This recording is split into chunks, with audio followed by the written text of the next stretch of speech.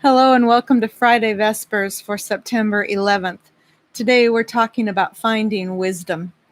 I don't know how you define or identify wisdom in your life, or if it's just one of those know it when you see it or when you experience it things. But wisdom has been defined as that virtue which allows us to determine what's right and what's wrong, to stop and consider the consequences before acting or speaking so we might act accordingly. We all pray for wisdom, seek wisdom, hope to gain wisdom, at least in our golden years. Confucius said, "By three methods we may learn wisdom. First, by reflection, which is noblest. Second, by imitation, which is easiest. And third, by experience, which is the bitterest." It seems that no truer words have ever been spoken. Zen masters teach a way of learning wisdom through deep thought and analysis using a practice called the koan. In this practice, a question or situation is proposed by Zen masters to other Zen masters or to their students. This koan is a dilemma or a mystery which the rational mind cannot solve, thus requiring the student to shift their way of thinking, their way of looking at the question, their way of looking at their perceived reality. Rachel Naomi Remen, in her book Kitchen Table Wisdom, wrote, "In presenting a koan, the teacher engages the student with mystery in a highly personal way. By putting the habitual mind into a place of stuckness, a sort of fruitful darkness, we may inadvertently step back into that fertile and pregnant place of not knowing, called in Zen, beginner's mind. The resolution of a koan reserve requires a certain trust of mystery, a faith that there is an answer which will come in time. When the answer and the seeker have grown toward one another, the answer seems to emerge by itself. The resolution of a koan is usually obvious. It has been staring us in the face all along, but we have never seen it before.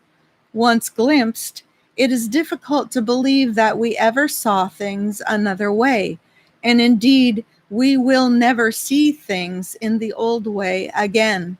Our eyes have been changed by the way in which we have met with the unknown. Like good science, the resolution of a koan requires trust in the larger pattern which underlies the happening that the mind does not understand. And the understanding which is gained is often accompanied by a deep appreciation of the elegance of that pattern, the intelligence of the very nature of things, a sense of wonder, an appreciation of the very mystery which has frustrated us, a sense of belonging to it.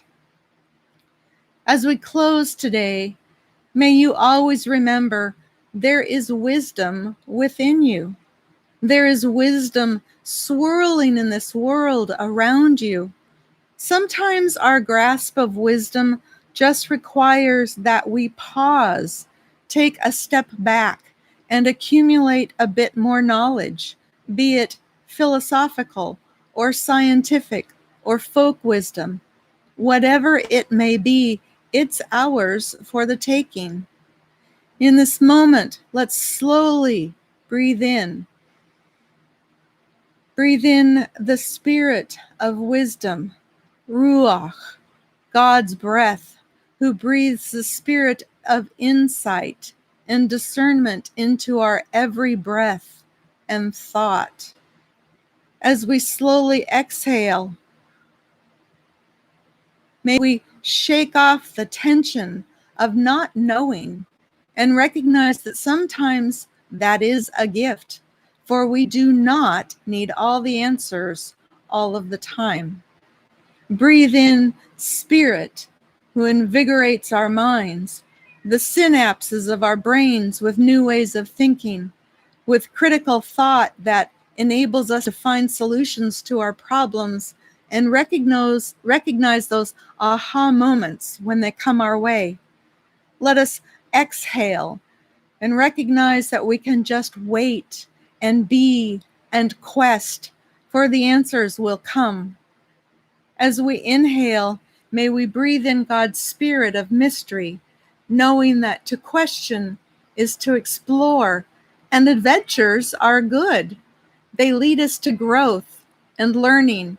And may we remember that Spirit will keep breathing with us, keep journeying with us as we continue our pursuit of all that is good and right and makes some sort of sense in our wee little brains.